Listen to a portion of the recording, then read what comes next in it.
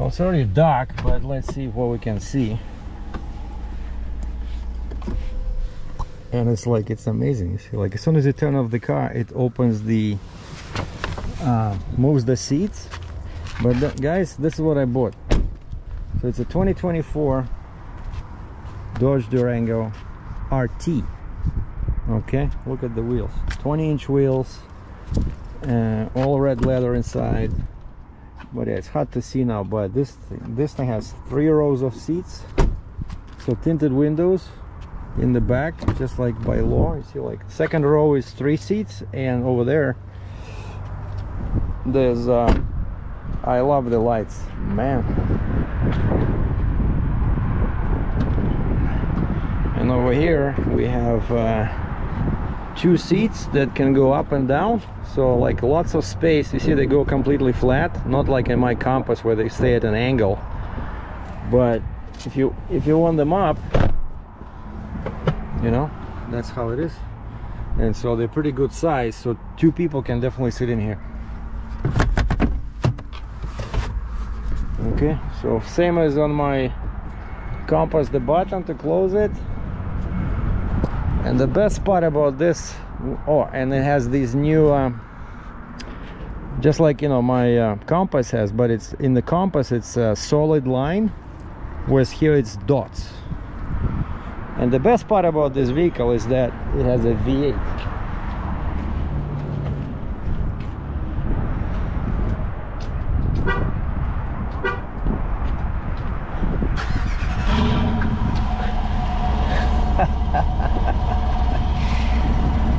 I've been missing this sound, man. It's awesome. And the lights,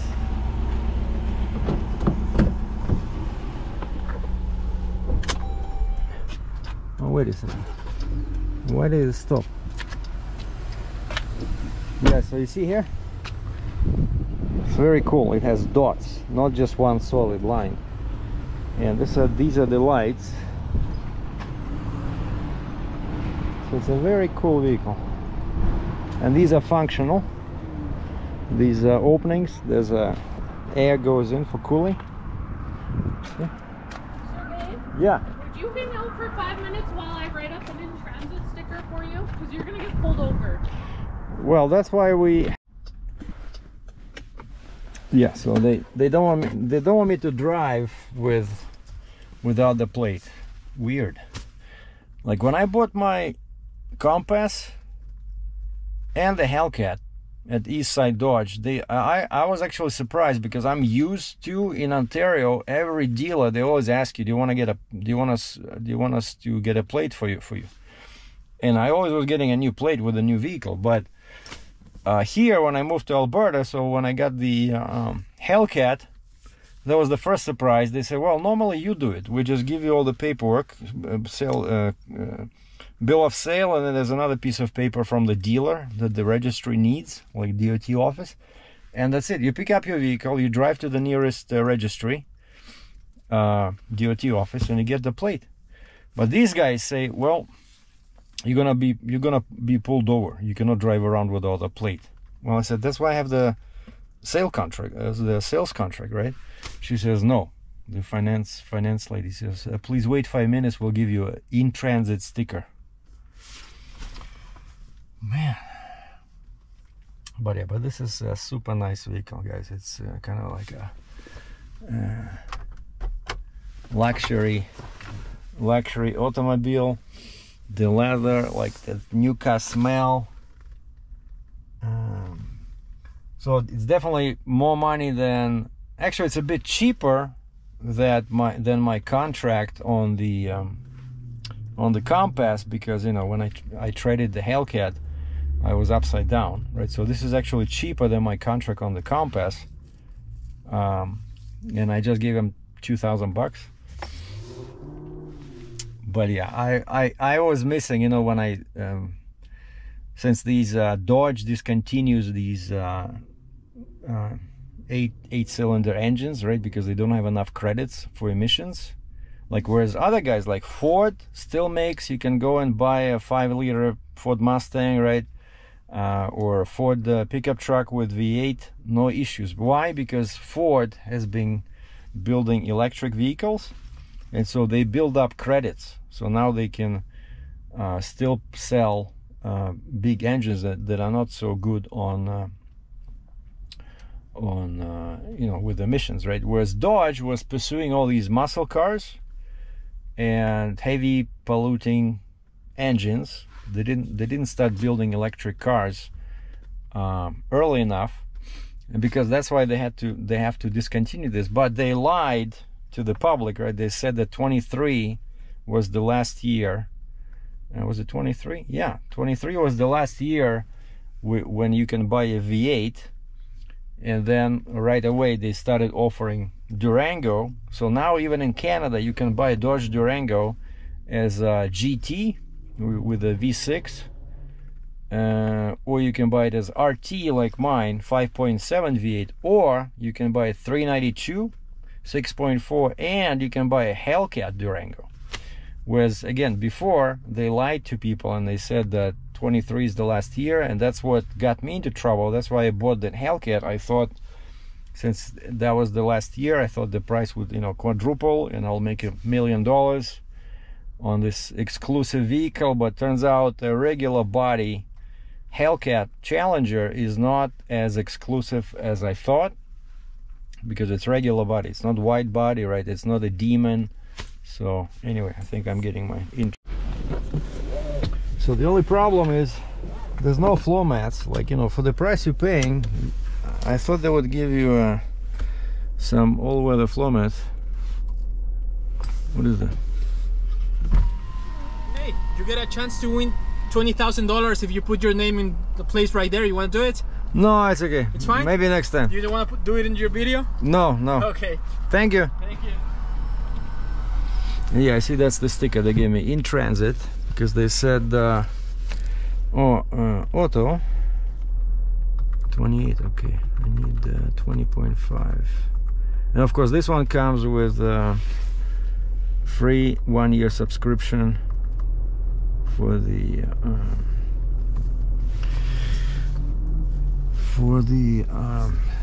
Sirius XM. But man, this one is definitely bigger. Look at this. The screen is so huge. And they gave me a full tank of gas. Wow, the V8 is nice. This guy Ricardo, the sales guy, is very knowledgeable. I never use like memory seats, but he says, you know, how to use them. He showed me how to use them. But yeah, this is, guys, this is, I don't know, it feels like a Cadillac, honestly. I know a lot of people don't like, head north toward 130th Avenue Southeast. a lot of people don't like Chrysler, but I've had, Turn right onto 130th Avenue Southeast. why would I turn right? Oh yeah, and another problem, so no floor mats, but another problem is I have to buy another one of those because I have a magnet in the back, so I have to buy one of those. I think I got it on Amazon. I have to go through my orders and see what did I buy, because that one works very well. So I just put the phone in here, but actually here the vents are much higher. But so yeah, the problem here is, I don't know why they do it like this. Like the cup holder is too narrow for the phone.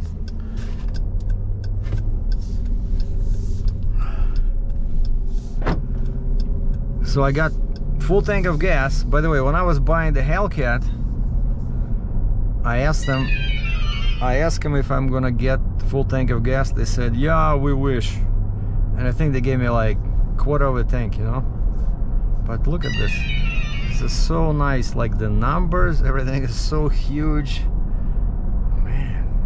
It's very quiet. And so this one has because it has 20-inch wheels, I think it should be better on, like, the ride should be smoother than on in my Compass, which is on what, 17. See, In 500 meters, turn right onto 52nd Street Southeast North. By the way, I had to get a taxi to get here, right? So I downloaded, because I deleted it. I downloaded Uber, you know, like for the customers, and couldn't get it to work. Turn right onto 52nd Street Southeast North. Because it kept asking me to verify my phone. And I enter the phone, I click next, and nothing happens. It goes back to the previous screen. So I did that for like 10 minutes. I said, forget it. So downloaded Lyft, believe it or not. And Lyft just asked me, okay, what's your phone number? Boom, boom, boom. Okay, what's the method of payment? We did that. Right away it says the driver is... Keep right to stay on 52nd Street Southeast North. The driver is 3 minutes away.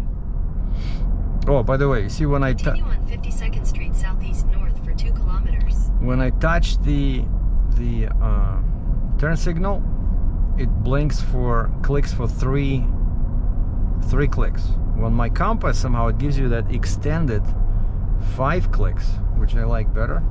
So maybe I have to look in the menu. But yeah, this is definitely a higher end vehicle, so super comfortable.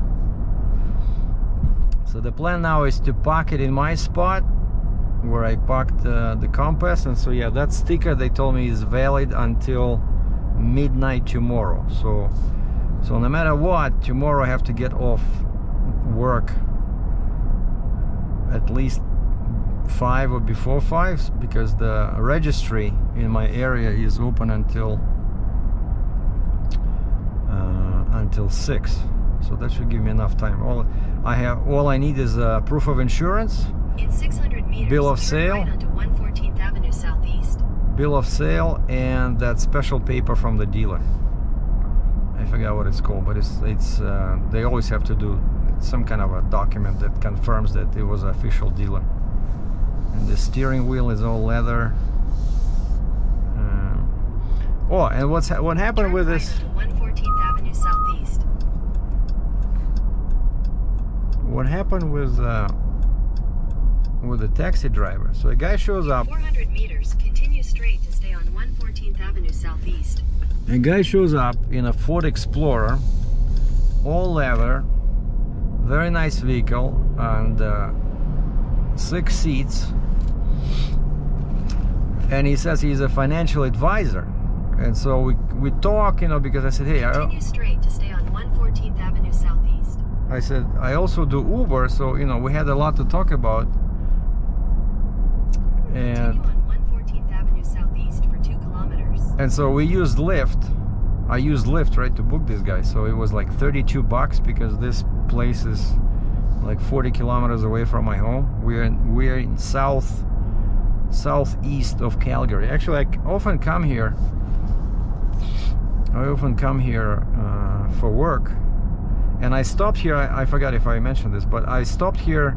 I was doing a delivery in the area, not too far from here. So I stopped and spent 40 minutes when we signed the contract, and the finance manager gave me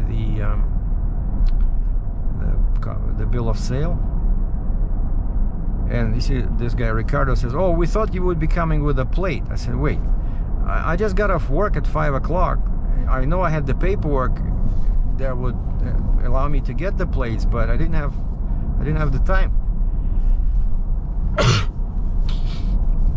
And so they didn't want me to leave without the plate. So I don't know. Actually, I don't know. Very nice people. Like I said, Hellcat. I was buying a Hellcat for $110,000, 2 times more money than this, and I didn't even get a full tank of gas from East Side Dodge, you know. And now this vehicle, they like East Side Dodge, where I bought the Hellcat and I bought the Compass. They had this. Meters, take the Alberta 201 North Stony Trail Ramp. They had this RT, no issue. But I think theirs was gray, but RT 5.7 V8.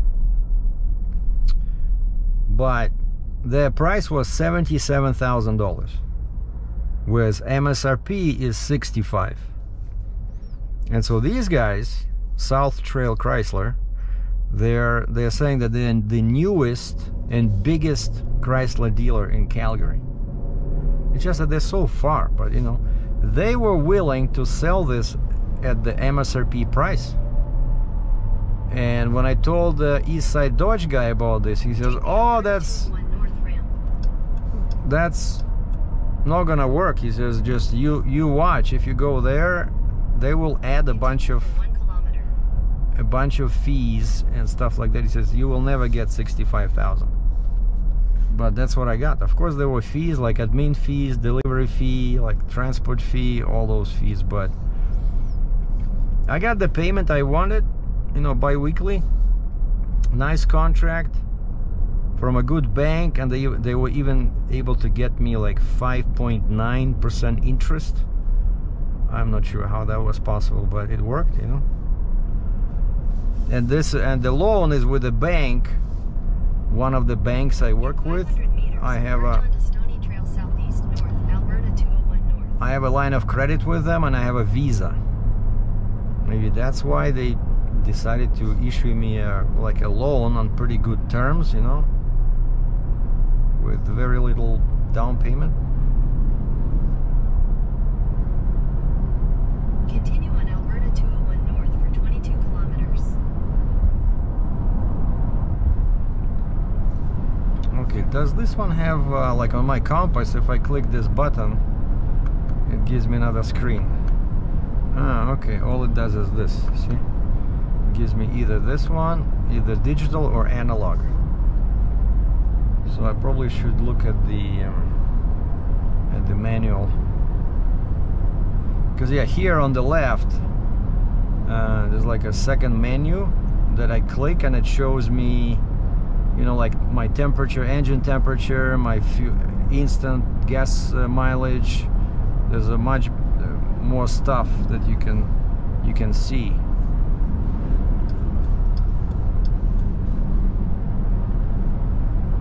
But yeah, the car goes, because I wanted to check the gas economy, but it goes effortless, you know, like 5.7. Of course, it's a big vehicle, but 5.7 V8. And the car, when I got it, had 90 kilometers. I'm not sure where did they come up with 90 kilometers, which is what, 56 miles. And you see it has a blind like warning. It has all kinds of sensors everywhere. So yeah, it's a pretty fancy. I like the rear window, man, it's so big. The visibility in the back is excellent. Oh, and one more cool feature that I don't have in the Compass. Of course, the seats are ventilated, heated, and the steering wheel is heated, but the second row has also heated seats. And I said, how do you turn them on? And he showed me the button in the back there on under the, you know, armrest there. There's a button that the passenger can turn on. And I said, how do they set up the temperature? Because you see here I have auto at 20.5 Celsius. That's what I usually have, auto temperature. He says no, they cannot adjust the temperature over there. They can only choose low and high, which is still pretty good.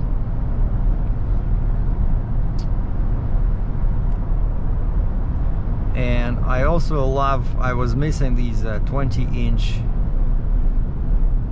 wheels. I really like large wheels. But it picks up speed. I just touch the gas slightly harder. Right away we're at 108. Okay, what was that?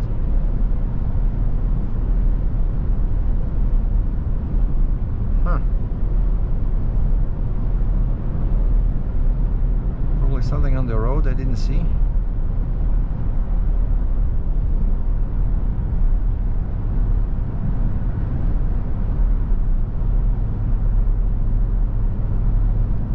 And so I didn't want to get any extras, but then when I sat down with the finance manager, she persuaded me to go. So I got the extended warranty, so I have 5 years of warranty, and the best part is I got Gap Insurance. She gave me the spiel on Gap Insurance, and I thought right away that it's a good deal. So basically, let's say if I get into an accident or something, or hail damage, and the vehicle gets written off, the insurance company will only give me current value, right? So let's say my Compass, I paid 50 grand, but I owe much more. But if it were written off due to the hail damage, I would probably get like 40,000 if I was lucky, but that would not work because I owe more money than that, right? And so Gap Insurance from the dealer, they use like a separate company. They give you, I think, up to $20,000 to kind of like protect your butt when the insurance company writes off your vehicle, and you don't want to pay, you know, the rest, right? Because I wouldn't be able to get out of the contract. Let's say if my insurance company writes the Compass off after the hail damage, I would have to find, and let's say they give me 40 grand, I would have to find, you know, a lot of money to close the contract. And so that's what I got. I got the Gap Insurance, and I got the 5-year warranty, and also for a couple bucks more I got oil changes. You know, they have this kind of like a maintenance contract. So as long as I go to a Chrysler dealer, like any Chrysler dealer anywhere, not just, you know, Quick Lube or stuff like that, but Chrysler dealer, I get free oil change. So because I pretty much prepaid for it, you know.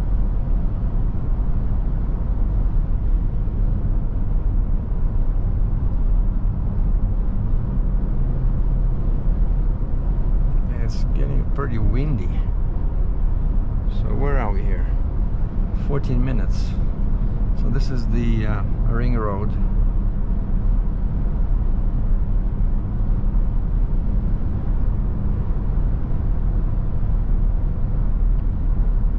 It's very quiet, this car.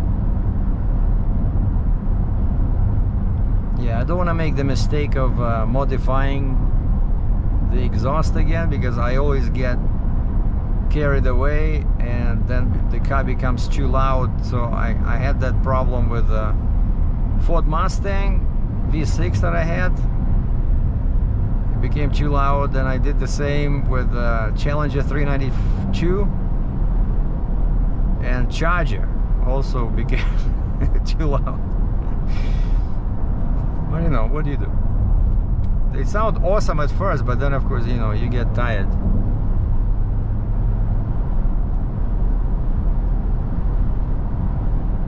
Oh, and RPM, because of course it's a big engine, RPM is just above I would say 1600, whereas in my Compass with 2-liter engine, of course the RPMs are much higher.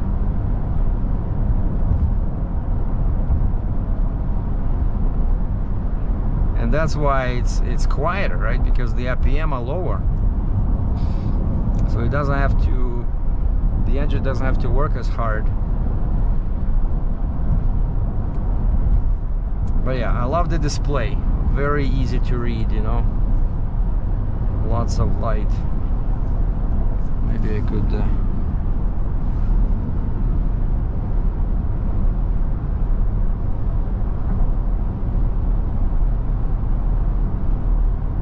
turn it down a little bit.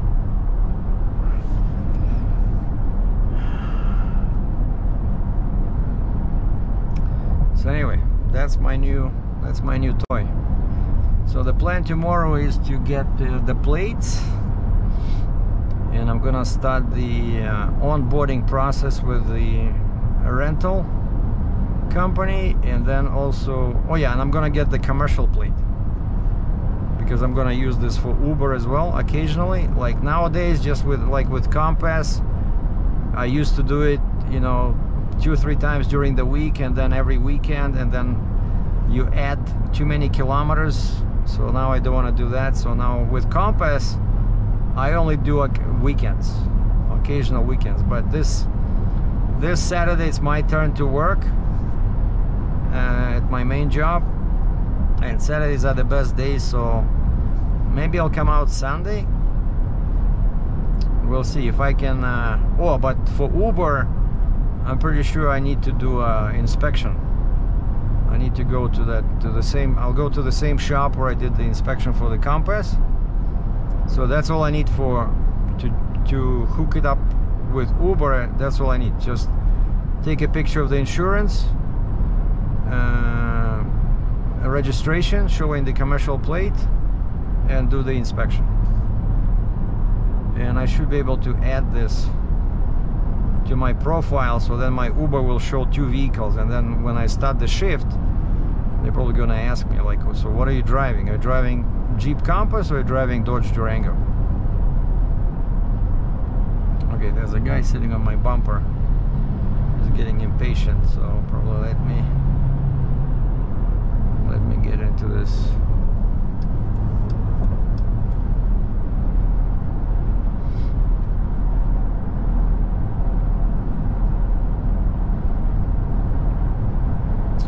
So hopefully I'll be able to make some bit of extra money with this.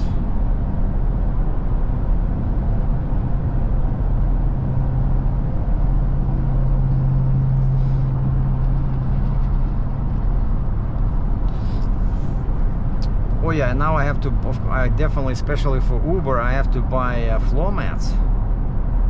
Shoot. With, you know, with the winter coming, right? So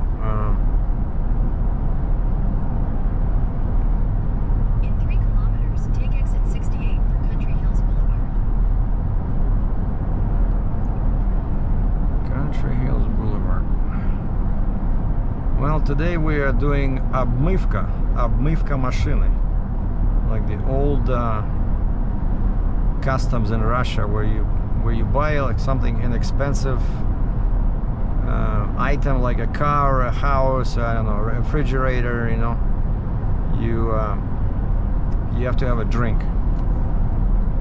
And what I'm thinking is that my lunch was at 12 o'clock, so now it's 7. Oh, the clock is in metric, like military time, 1909.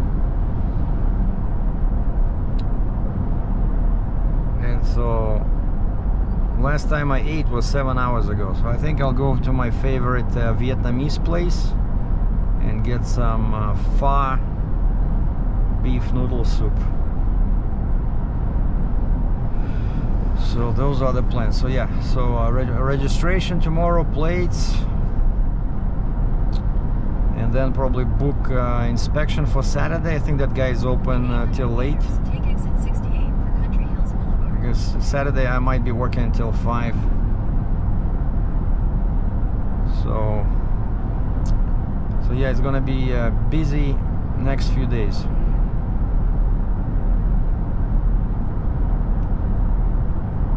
Take exit 68, then take the Country Hills Boulevard route.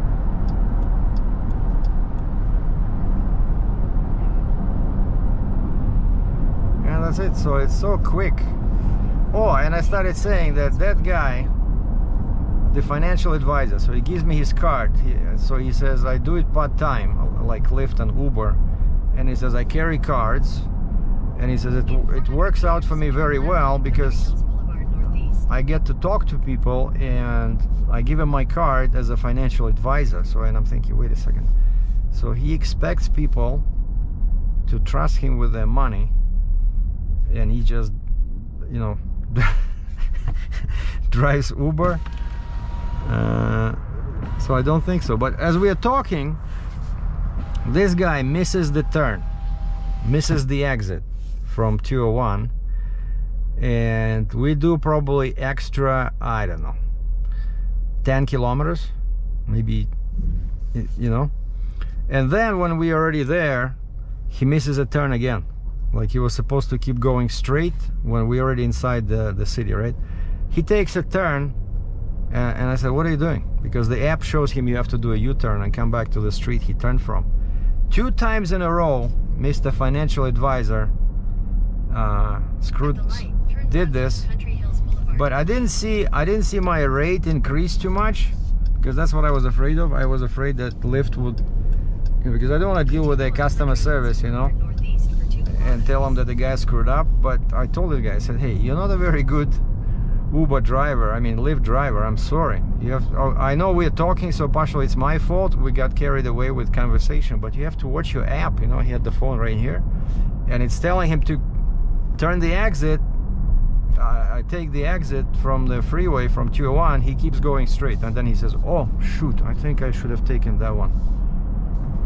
Oh yeah, and then there's no next, the next exit is like 10 kilometers away. And so when they he dropped me off, so Lyft says, how would you rate this ride? I gave him 1 star, and they said, what was the problem? And I clicked one pre-made answer was a routing issue, and I clicked that, routing. So basically, and then it says, would you like to add a tip?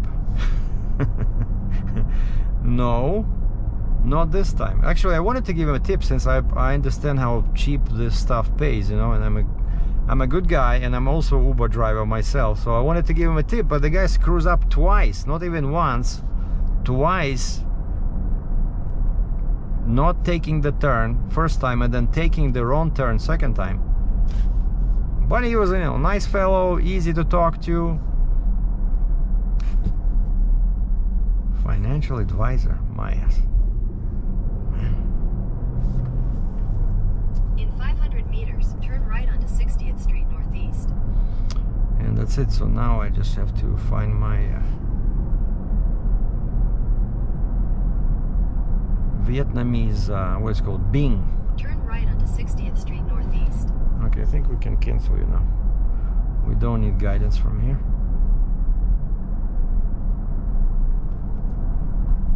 But yeah, this definitely rides smoother, I think, because of the wheels, and maybe the suspension is tuned a bit differently, but I like the ride better than on the Compass.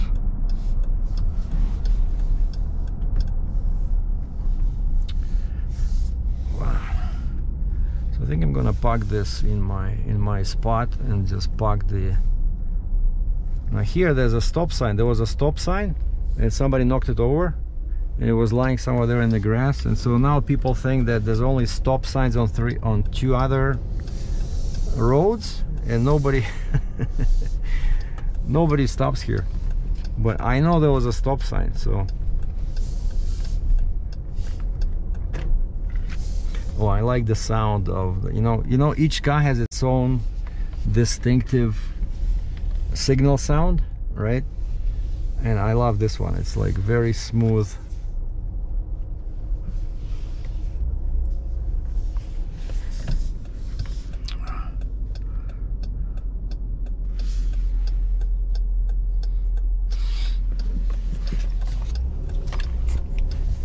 Man.